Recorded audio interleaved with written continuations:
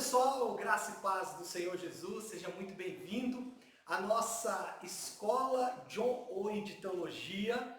Nós estamos no módulo 3 da matéria Doutrinas da Graça. A gente já fez 2 módulos anteriores. Se você está acompanhando essa gravação aí, você provavelmente já viu as 8 aulas anteriores.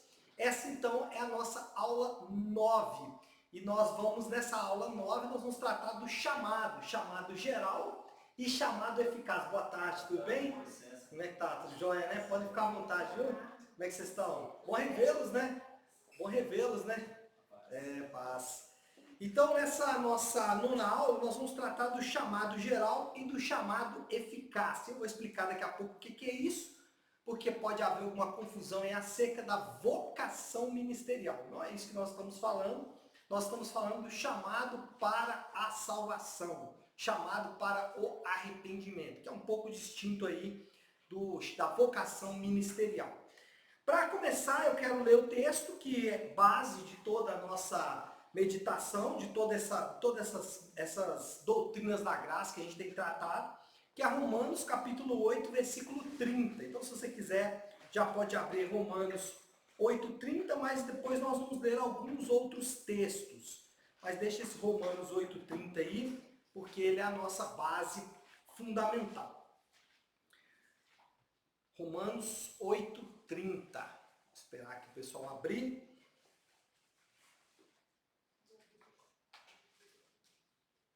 Romanos 8,30. Eu uso a nova Almeida atualizada, NAA. Se você tiver com NVI ou ARA, que é normalmente as mais comuns, talvez dê uma diferençazinha aí, mas o sentido é o mesmo. Diz assim o texto bíblico: e aos que predestinou, a estes também chamou. E aos que chamou, a estes também justificou. E aos que justificou, a estes também glorificou. Então o que nós temos aqui é um chamado, a esse que chamou. E esse chamado que o texto diz aqui não é uma espécie de convocação, aliás, não é uma espécie de convite apenas, é uma convocação. O que nós estamos falando aqui não é de propósito de vida, não é de inteligência espiritual. O chamado a que se refere o apóstolo é uma convocação específica a todos os que foram eleitos, ou se você quiser usar a expressão que o próprio apóstolo usou no texto, a todos os predestinados. Então, é um chamado para aqueles que foram predestinados, e aqueles que foram predestinados, ou se você quiser usar aí eleitos também, pode ser, as duas doutrinas elas estão correlacionadas aí nesse caso.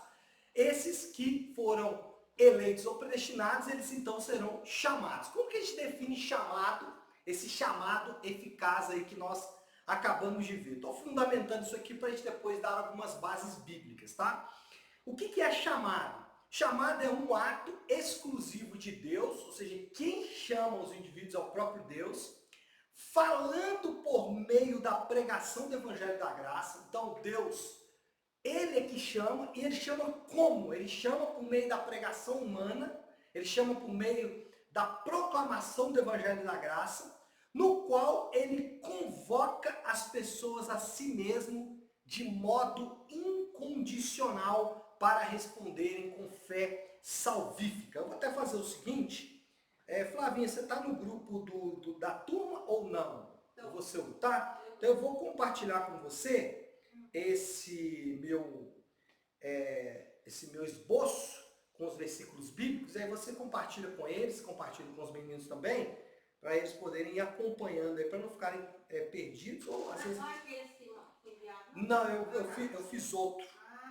Aquele lá eu gostei dele, mas eu gostei mais do meu que eu refiz aqui. Então eu estou passando aí, tá?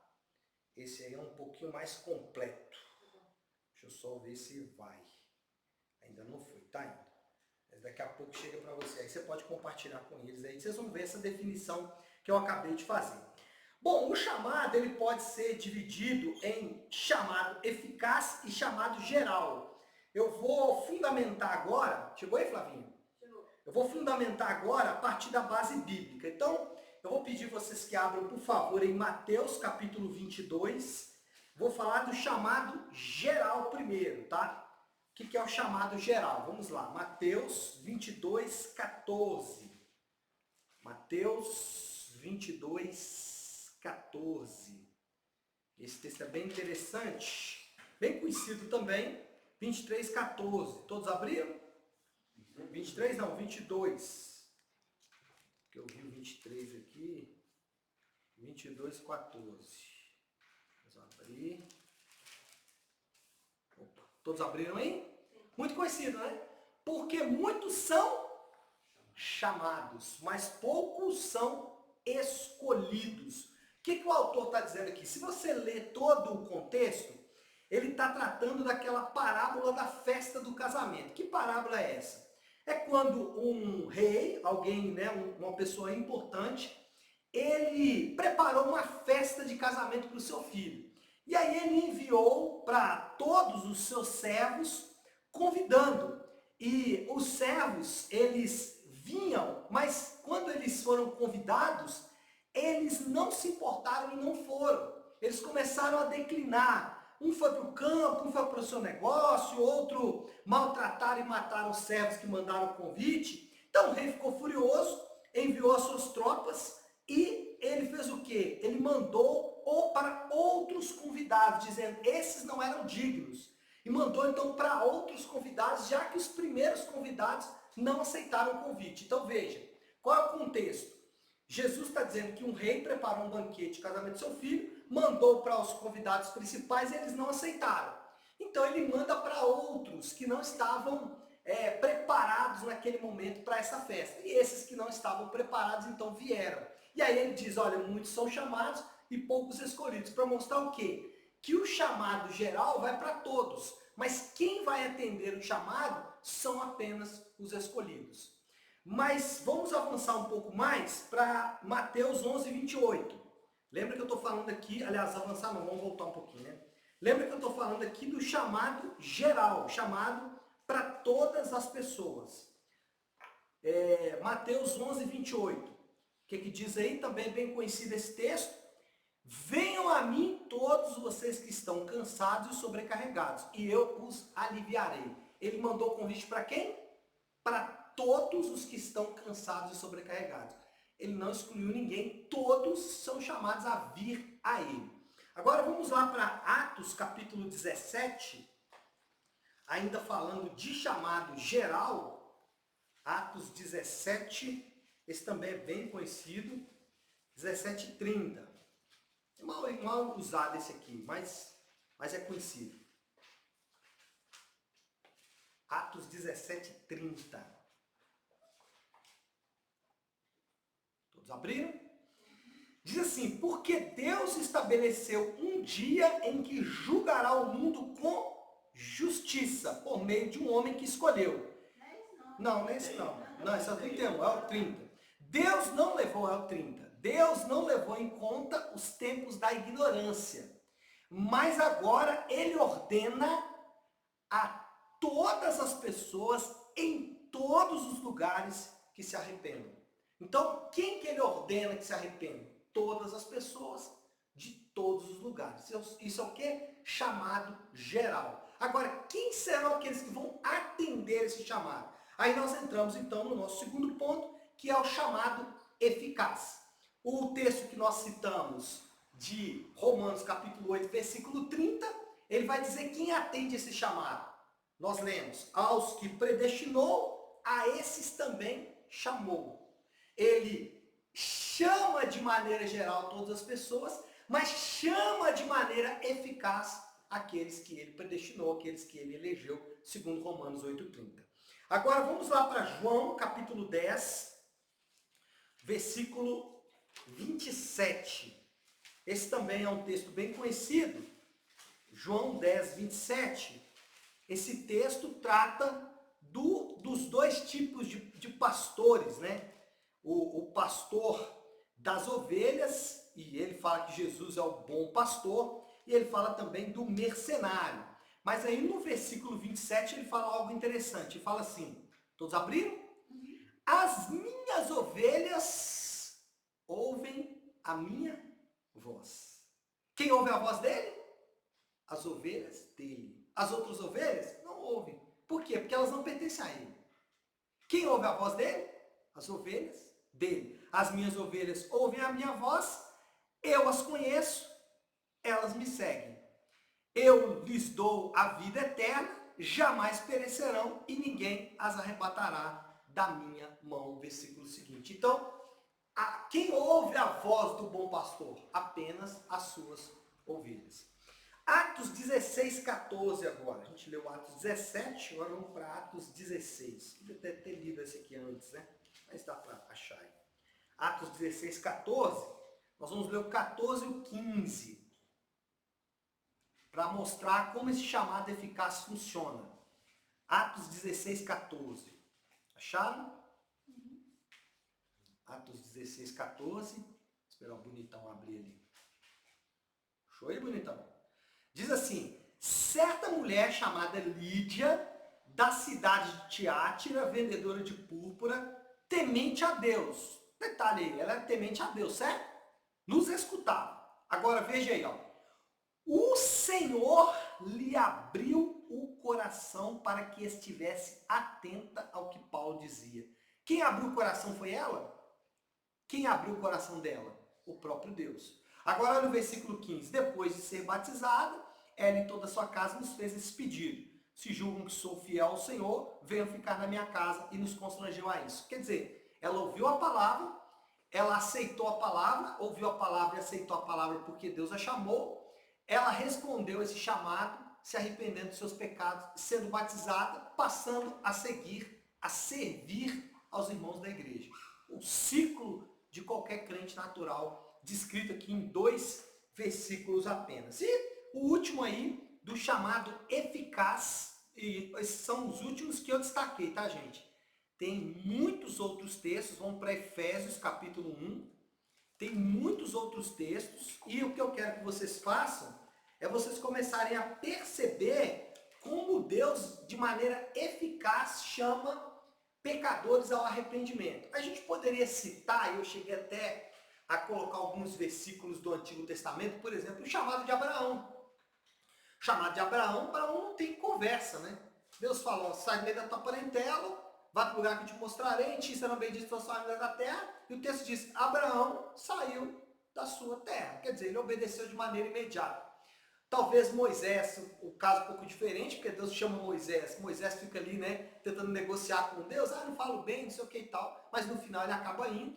Jonas também. Mas esses casos não está falando de salvação de maneira direta. Por isso não citei aqui.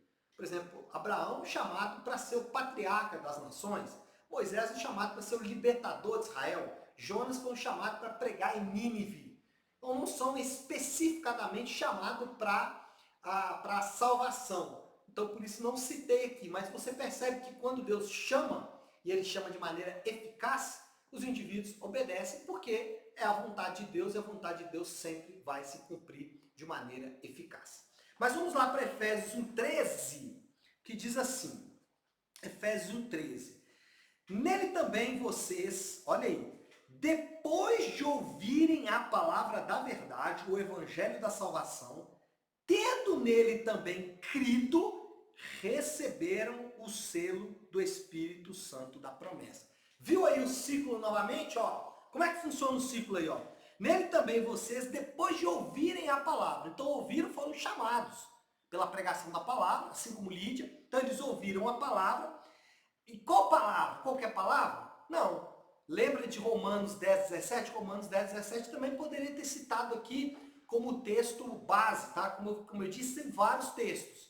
Romanos 10, 17 diz, ora a fé vem pelo ouvir e ouvir a palavra de Cristo. O que Paulo está dizendo lá? Exatamente sobre esse chamado eficaz. O indivíduo que ouve a palavra de Cristo, ao ouvir a palavra de Cristo, ele escuta a voz do seu pastor, ele escuta a voz daquele que o chama e esse responde de maneira eficaz, uma vez que ele foi chamado de maneira eficaz pelo próprio Senhor Jesus. E aqui nesse texto você vê, você ouviu a palavra da salvação, depois que ouviu a palavra da salvação, tendo nela crido. Ou seja, você escuta a palavra da pregação, o evangelho da salvação, depois que escuta o evangelho da salvação, você crê. Depois que você crê, você recebe então, de acordo com o apóstolo Paulo aqui, o selo do Espírito Santo da promessa. Então, são esses aí alguns textos que eu separei para mostrar que o chamado ele é eficaz. Agora, esse chamado é eficaz. Como eu sei que eu fui chamado e mais? Como eu sei que outras pessoas são chamadas e mais ainda? Como eu sei que o chamado de fato aconteceu? Para que o chamado aconteça, você precisa ter alguns elementos. Por quê? Simplesmente o fato de alguém ouvir uma mensagem na Bíblia não significa que ele foi chamado. Isso pode acontecer, tá? Mas não significa necessariamente. O chamado ele tem algumas características que são próprias do chamado. Quais são esses elementos? O primeiro elemento é que o chamado de Deus passa essencialmente pela pregação humana. Por isso é que nós temos que pregar incessantemente a palavra de Deus. Por quê? Porque é por meio da pregação humana que os pecadores serão chamados ao arrependimento. Então, o chamado passa essencialmente pela pregação humana. O nosso trabalho enquanto crentes é explicar a mensagem do Evangelho. O trabalho de Deus é tornar a mensagem eficaz. Então você tem dois personagens trabalhando, o crente trabalhando, pregando, e o próprio Deus trabalhando, tornando a mensagem eficaz. Vamos ver exatamente essa dinâmica acontecendo aí. Abre 2 Coríntios, capítulo 4, versículo 1. 2 Coríntios, capítulo 4, versículo 1. Obrigado, meu amor, pela água. 2 Coríntios 4, 1. Vamos ver essa dinâmica aí exatamente. E esse texto aí também é bem conhecido. E nós vamos só ver aí que ele está sendo mal aplicado em alguns casos. Vamos lá. 2 Coríntios 4, 1. Todos abriram? Vamos lá?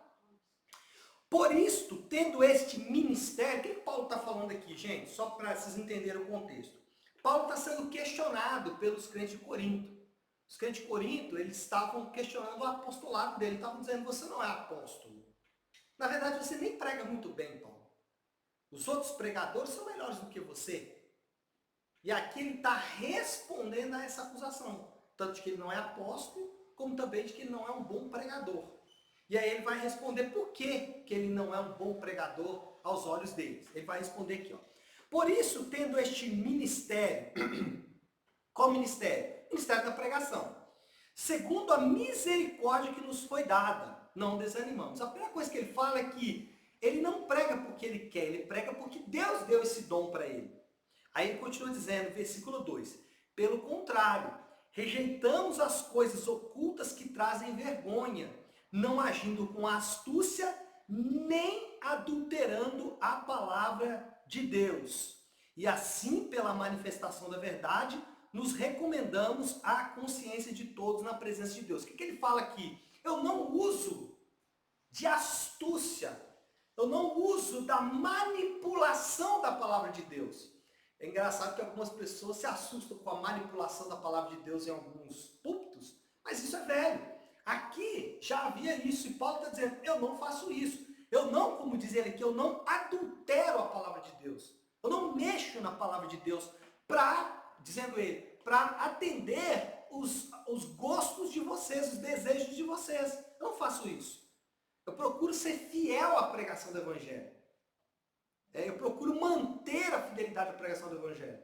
E não atender as querelas que vocês estão apresentando aí. Aí ele fala aí, ó, versículo 3, esse é um ponto importante. Mas, se o nosso Evangelho ainda está encoberto, ou seja, se quando eu prego as pessoas não aceitam muito bem, ele vai dizer, é para os que se perdem que ele está encoberto. O que ele está dizendo aqui? Que eu prego o Evangelho da graça de Deus. Os incrédulos não vão entender mesmo, porque para eles, de fato, o Evangelho não é entendível. O que ele está querendo dizer? Se vocês não entendem o Evangelho, talvez vocês não sejam mesmo salvos. E aí ele vai acrescentar um ponto importante aí, né? Nos quais o Deus deste mundo cegou o entendimento dos descrentes. Ele não segue o entendimento dos crentes. Ele segue o entendimento de quem? Dos descrentes, para que não lhes resplandeça a luz do evangelho da glória de Cristo, qual é a imagem de Deus. Então o que ele está dizendo aqui? Olha, eu prego o evangelho, eu não adultero a palavra. Aqueles que são eleitos, aqueles que são ovelhas de Cristo, aqueles que pertencem a Ele, vão ouvir e vão aceitar. Agora, quem não aceita, não é porque eu não prego bem, não é porque eu não prego da forma que vocês querem, é porque eles foram, de maneira direta, cegados, né? Eles estão obscurecidos aí no entendimento pelo Deus deste século. O Deus deste século colocou uma venda nele porque são descrentes. Os crentes ele não pode fazer isso, mas os descrentes ele faz. Então Paulo está defendendo, olha, a minha pregação não é ruim, é que os descrentes realmente não vão ouvir. E aí ele vai acrescentar dizendo, né? Eu vou até o versículo 7, tá? Porque não pregamos a nós mesmos. Uau, isso aqui é legal, né? Mas a Jesus Cristo como Senhor e a nós mesmos como servos de vocês, por causa de Cristo. Eu sou servo de vocês porque vocês são bons, não. Sou servo de vocês por causa de Cristo. E aí, versículo 6. Porque Deus que disse, das trevas resplandeça a luz, Ele mesmo, quem resplandeceu? Ele mesmo resplandeceu em nosso coração. Lembra que ele disse que os incrédulos estão cegos, estão nas trevas, estão obscurecidos. Mas ele diz que o próprio Deus os iluminou, e os iluminou por quê? Porque eles são ovelhas do Senhor, ouviram a voz. A pregação do Evangelho produziu isso. Aí ele fala, das trevas resplandeça a luz, ele mesmo resplandeceu em nosso coração, para iluminação do conhecimento da glória de Deus na face de Jesus Cristo. Ele abriu o entendimento para quê? Para que ele abriu o entendimento? Ele abriu o entendimento para o Evangelho, para o conhecimento da glória de Deus na face de Jesus Cristo, ou seja, para o Evangelho. A fé vem pelo ouvir e ouvir a palavra de Cristo.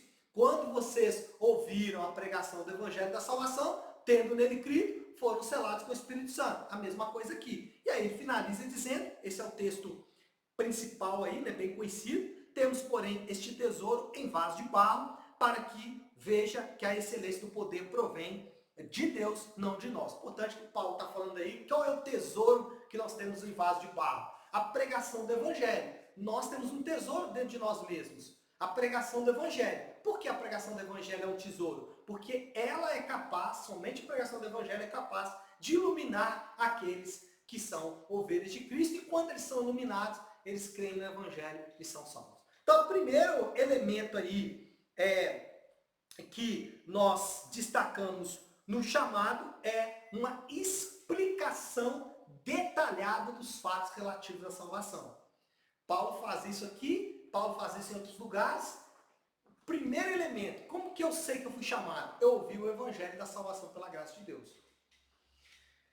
Podemos resumir esses fatos, que eu chamo de fatos relativos à salvação, em 4 fatos. Primeiro, fato, Deus é soberano e criou todas as coisas para a sua própria glória. Em Adão, todos os homens pecaram e estão afastados de Deus. A pena por estarem afastados de Deus é a morte. Jesus Cristo morreu para pagar a penalidade por nossos pecados e assumir a nossa culpa. O que eu quero dizer com isso? Que para você pregar o Evangelho, para você chamar pecadores à salvação, esses elementos, ou pelo menos boa parte desses elementos aqui, desses 4 fatos aqui, eles precisam estar presentes. Então não adianta eu contar a história de como Davi matou Golias, não adianta eu contar a história de como Abraão não precisou sacrificar o seu filho, não adianta eu contar a história de Jó, nem de Ló, nem de Salomão, nem de Paulo, nem de Pedro, se ao contar essas histórias, eu não apontar essas histórias para os fatos relativos à salvação. Eu vou ficar ali entretendo. As crianças, por exemplo, acontece isso muito em alguns kids, né, algumas escolinhas. Ficou ali contando como que Davi matou o gigante, é muito bonito. Porém, isso não é evangelho. As crianças também precisam ouvir o evangelho. Elas precisam ouvir que Deus é bom, criou todas as coisas boas, o homem caiu no pecado, a pena por tal pecado é a morte, e Jesus morreu a morte que era devida a nós, morreu a morte que era devida aos pecadores, para que eles fossem salvos pela graça de Deus. Então, primeira coisa, para receber o chamado, nós precisamos da pregação do Evangelho, da graça de Deus. Pergunto, temos milhares e milhares e milhares de conversões amanhã é domingo, Brasil inteiro. milhares e milhares de pessoas levantarão suas mãos, irão à frente chorando, chorando, vão receber ali do pastor a informação de que agora eles fazem parte da família de Deus, vão fazer uma festa, soltar ali aquela serpentina, não sei qual é o nome daquilo, vão fazer aquela festa e tal. Pergunto para vocês, quantos desses que passarão por essa experiência amanhã e que de fato ouvirão o evangelho da graça de Deus? Quantos de fato ouvirão fatos relativos à salvação? Será que são conversões genuínas? Não estou falando que não são, tá? Estou apenas apontando aqui a necessidade de refletir sobre isso. Refletir sobre isso. Deus não é pragmático. Certa vez a pessoa falou assim, essa igreja não cresce, a igreja não é saudável. Não necessariamente. Por exemplo, quando Deus chamou Israel, era a maior nação da terra? Nunca foi. Nunca foi. Em nenhum momento da história da humanidade, Israel foi a maior nação da terra. Talvez no período de Davi, eles ficaram ali num momento de prosperidade boa. Quando Jesus lança os fundamentos da igreja no Novo Testamento, a igreja dominava o Império Romano? Era o maior público? Eram as maiores pessoas que estavam ali? Não. Então essa questão pragmática, a gente não deve se apegar a ela. Então o que nós precisamos é de fidelidade na pregação do Evangelho. Porque é o Evangelho quem faz o trabalho.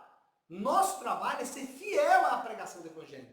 E não, como o apóstolo Paulo fala aqui, não adulterar a palavra de Deus com astúcia, com ferramentas humanas para atrair os indivíduos. Porque quem atrai o indivíduo é o próprio Deus. É o próprio Deus quem resplandece de dentro do coração daqueles indivíduos.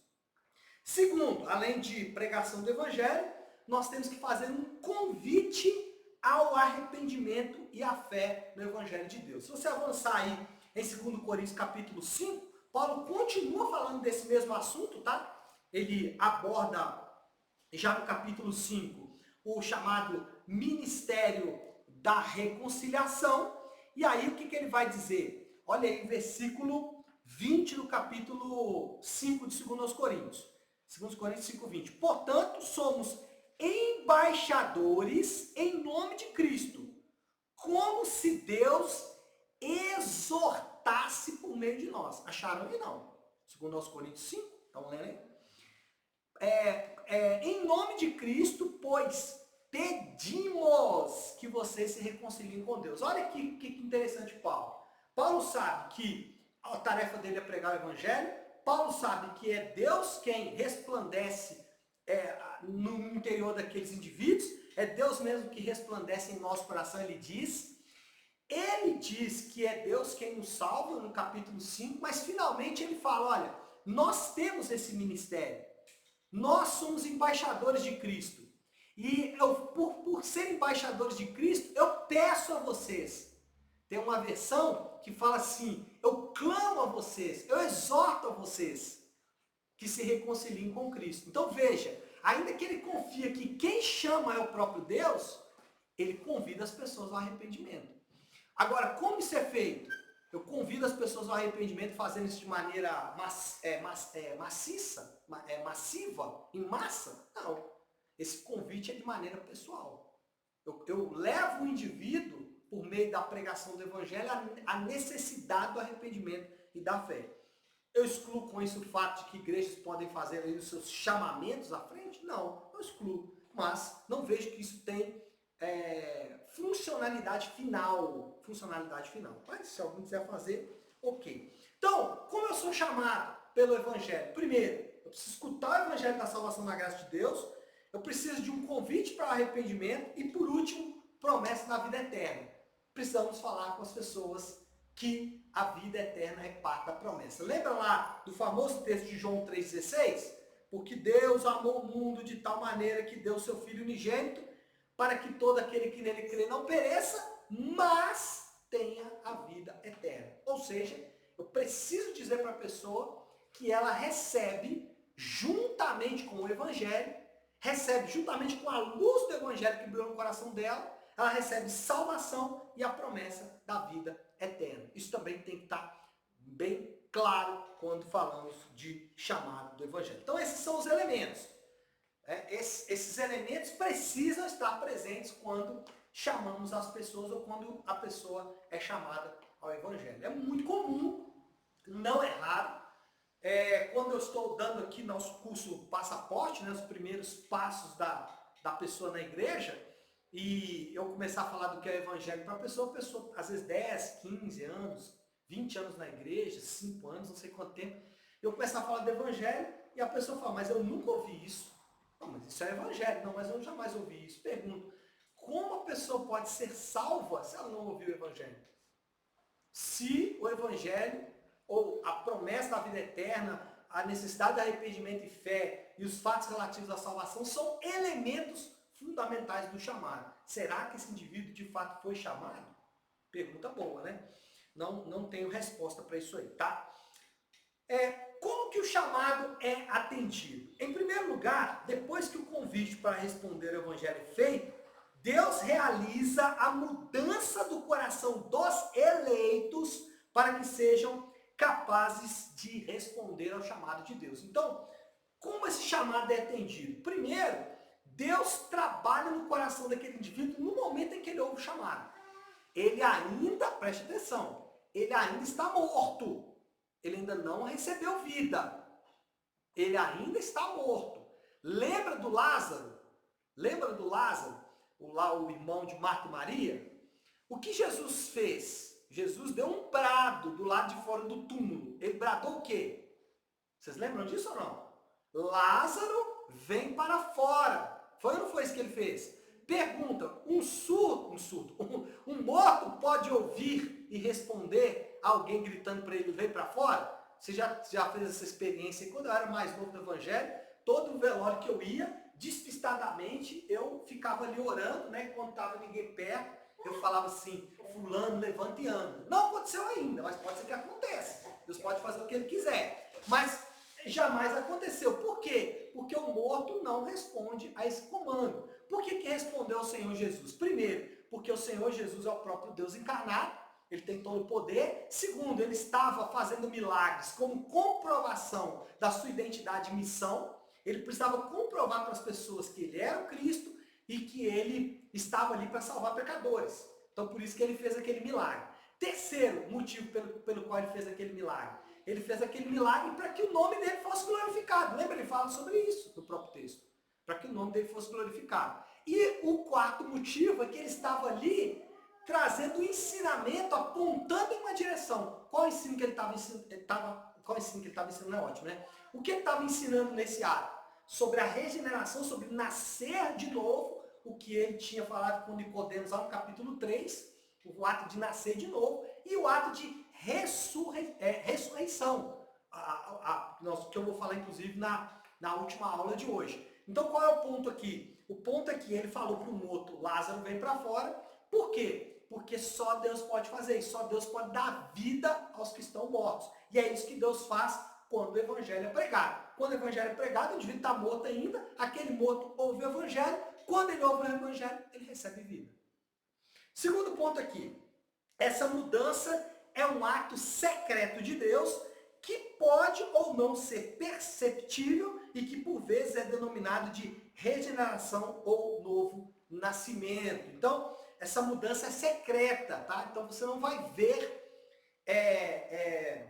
sinais externos. Ainda que pode acontecer, por exemplo, é comum o indivíduo às vezes converter ali e às vezes está com droga no bolso, de largar aquilo tudo ali. Indivíduos que viciados, já ouvi testemunho de indivíduos viciados em cocaína, que quando atendem ao chamado do Evangelho, nunca mais usam cocaína na vida inteira. Isso acontece, mas normalmente não há nada perceptível. Você não sabe em que momento aquilo aconteceu de fato. Aquilo é meio oculto ali, é um ato secreto. Terceiro, esse ato divino não é apenas uma mudança de pensamento ou a aquisição de capacidade espiritual elevada, tampouco a entrada em uma nova religião. É literalmente um novo coração, uma nova motivação, comumente é denominada de transformação total de vida. Como eu disse, é aquilo que nós chamamos de conversão. Se você tiver em 2 Coríntios ainda, no capítulo 5, eu li o versículo 20, onde Paulo chama todos ao arrependimento, mas no versículo 17, o apóstolo Paulo fala assim, 2 Coríntios 5:17. E assim, se alguém está em Cristo, é nova criatura. O que ele está falando aqui, irmãos? Novo nascimento. As coisas antigas já passaram, eis que se fizeram novas. Isso aqui não é um apelo psicológico, tá? Não é um apelo psicológico. Então já vi as pessoas usando isso aqui como apelo psicológico. O que é isso? Olha, como você está em Cristo agora, todo o seu passado de dores, seus sofrimentos, seus traumas, acabaram. Não, nada disso. É óbvio que Deus pode fazer isso, pode operar milagres das formas mais distintas possíveis. Mas em vários lugares das Escrituras, a própria Bíblia nos manda lembrar do nosso passado. Lembre-se de onde o Senhor te tirou. Lembre-se até para você se arrepender dos seus pecados e tudo mais. Qual é o ponto aqui? O ponto é que ele não está falando de uma questão psicológica ou emocional. Ele está tratando exatamente desta mudança de motivação, dessa transformação interior. Vamos lá para Ezequiel capítulo 36. Ezequiel capítulo 36. A partir do verso 26. É um texto também bem conhecido. Eu vou, a partir desse texto, falar do último aspecto aqui de como o chamado é atendido. Ezequiel 36, 26. Todos abriram? Os meninos estão procurando aí. Profetas às vezes é mais difícil de achar, né? Acharam aí? Hã? Não? Ezequiel 36. Isaías, Jeremias. Não, Isaías, Jeremias e Ezequiel. Isso mesmo. Isaías, Jeremias, Lamentações de Jeremias e Ezequiel. É isso? Tem Lamentações antes? Não, né? Não é Lamentações antes? É isso mesmo. Isaías, Jeremias, Lamentações e Ezequiel. Depois Daniel. Acharam? Vamos lá? 36, 26. Eu lhes darei um coração novo e porei dentro de vocês um espírito novo. Tirarei de vocês um coração de pedra e lhes darei um coração de carne. Porei dentro de vocês o meu espírito e farei com que andem nos meus estatutos, guardem e observem os meus juízos. Então o que ele está mostrando aqui? Que não é apenas uma mudança de religião. Não, é uma mudança de coração. E aí coração não é o órgão, né? Senão a gente poderia falar que foi a primeira transfusão de coração da história da humanidade. Não, não é o órgão coração, mas é as motivações mais interiores, as vontades, os desejos, a parte imaterial do indivíduo. Essa parte imaterial é completamente transformada. Quem faz essa mudança é o próprio Deus. E o último ponto aqui, essa mudança ela é lenta, gradual e evidente. Esse é um ponto importante. Ela é lenta, então não vai acontecer da noite para o dia. Ela é gradual, passo a passo, e ela é evidente. E é sobre isso que eu vou falar agora. O que acontece quando o chamado é atendido? Então, Deus chama os indivíduos por meio da pregação do Evangelho, pregação humana do Evangelho. Deus, o indivíduo ao ouvir essa pregação humana, Deus trabalha o coração dele ou transforma o coração dele, dando nova vida, ele recebe nova vida. E aí esse indivíduo que recebeu nova vida, ele vai manifestar evidências. Primeiro, uma vez que Deus tenha chamado os eleitos através da pregação, transformado seus corações por intermédio da regeneração, a resposta necessária é o arrependimento e a fé. Como eu sei que o indivíduo se arrependeu? Você vai ter um sinal evidente na vida dele, arrependimento e fé. Ele vai manifestar, qualquer indivíduo que foi de fato chamado, que experimentou a salvação, ele vai manifestar invariavelmente arrependimento e fé. Então lembra que eu falei que amanhã milhares e milhares e milhares de pessoas vão à frente, vão chorando, serpentina, faz parte da família de Deus, vão achar que são convertidos, mas a pergunta que eu digo é, eles já deram fruto de arrependimento e fé? Não é possível, é muito pouco tempo. Ah, então você está querendo dizer que conversão só acontece com muito tempo. Não, lembra? Eu disse que o chamado é um ato secreto de Deus. Então, a gente não sabe quando isso aconteceu. certo? A regeneração, quando Deus chama e regenera o indivíduo, é um ato secreto, eu não sei. O que eu quero dizer é o seguinte, que para que isso se torne evidência, vai ser necessário um tempo. Nós precisamos, até aquele próprio indivíduo, ele precisa desse tempo, para ele poder averiguar se de fato tem fé, se de fato existe arrependimento. Pastor, e se não existir arrependimento e fé, o que acontece? Ele precisa continuar ouvindo o evangelho. Ainda que muitas vezes, tá? Acontece com muita frequência, o mesmo indivíduo ali ouvindo o evangelho muitos e muitos anos, ele não se converte de maneira nenhuma. Impressionante como isso acontece.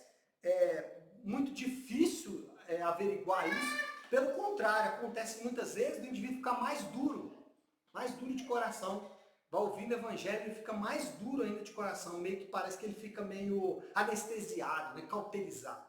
Mas, normalmente, quando o indivíduo ouve a pregação do evangelho, Deus dá nova vida para ele, ele manifesta arrependimento e fé. Essa resposta espontânea, esse é um ponto. É Deus quem chama o indivíduo, vamos lá, é Deus quem elege, é Deus quem predestina, é Deus quem chama por meio da pregação humana, é Deus quem transforma o coração do indivíduo, dando nova vida, o Espírito Santo vem habitar dentro dele, dando um novo coração. É Deus quem o leva ao arrependimento e à fé. Ainda assim, essa resposta é do indivíduo e é espontânea. Deus não força o indivíduo a tomar essa decisão. Essa decisão, ela acontece de maneira espontânea. É o próprio indivíduo quem decide. Ele decide porque Deus trabalhou no coração dele? Sim, mas é ele quem decide por Cristo. Então, é uma resposta espontânea. Por isso que não faz o menor sentido o batismo de crianças. Por mais que as pessoas argumentem que tem uma ligação com o pacto, com a circuncisão no Antigo Testamento, né? Então, o que eles vão dizer? Não, isso aqui é porque era circuncisão lá no Antigo Testamento, era entrada na aliança, agora o batismo é entrada na aliança. Então eu posso batizar as minhas crianças, ainda que lá no futuro essa criança vai ter que reconhecer Cristo. Então, peraí, se ele lá no futuro ele vai ter que reconhecer, para que fazer isso aqui agora? Qual é a necessidade de fazer isso aqui agora? Aí, lá no catolicismo romano, que eles vão defender. Isso é importante por quê? Porque é no batismo que o indivíduo nasce de novo. Então, veja, essa é uma diferença importante. Alguém diz assim, não tem diferença do batismo católico e do batismo protestante. Não, são coisas completamente distintas. Eu nem posso falar. Alguém perguntou assim, você batiza crianças, você batiza pessoas que vêm do catolicismo, aliás, nunca foram batizadas. Porque para eles lá o ato de aspergir água na cabeça da criança é para dar a regeneração. Mas o que nós vemos aqui é que a regeneração é um ato secreto de Deus. Olha o que o apóstolo Paulo fala aí, né? A gente leu no capítulo 4, de 2 aos Coríntios, versículo 6. Porque Deus que disse, das trevas resplandece a luz. Então é o próprio Deus quem resplandece luz no meio das trevas.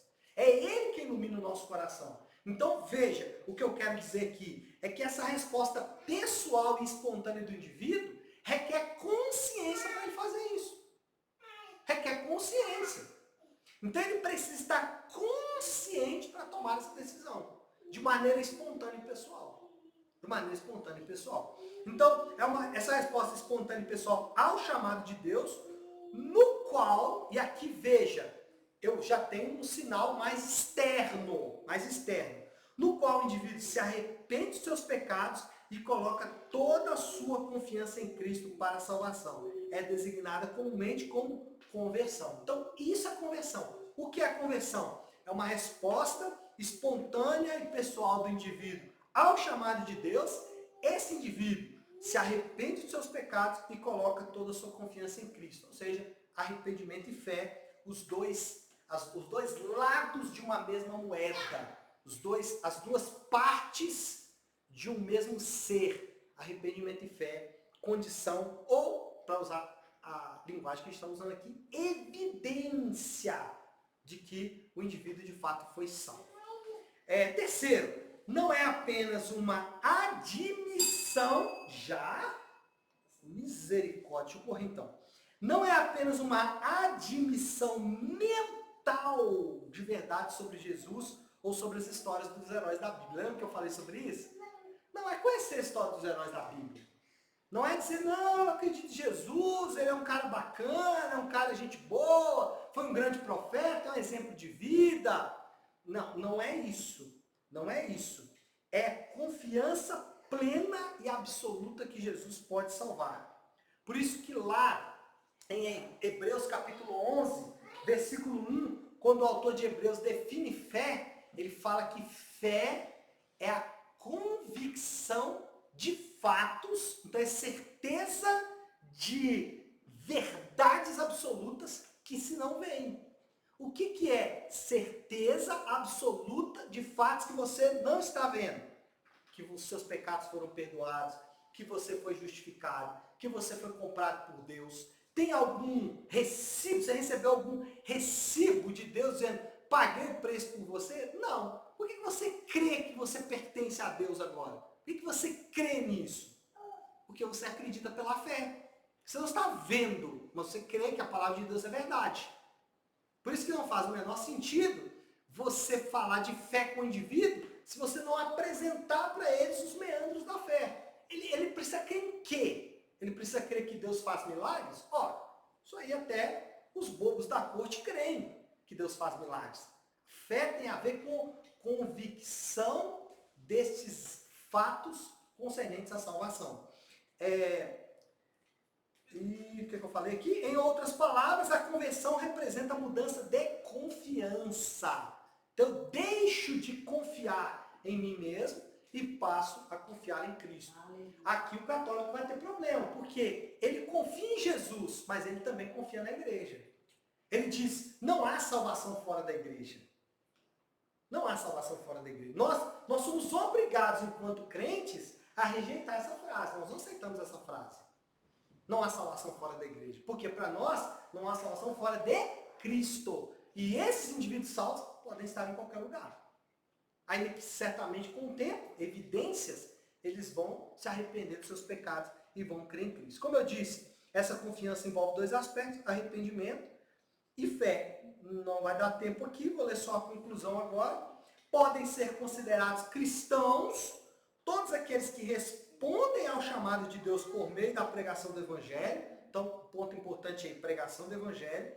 Essa resposta inclui o desejo de afastar-se dos seus pecados e a firme decisão de voltar-se confiante para Cristo. Arrependimento e fé.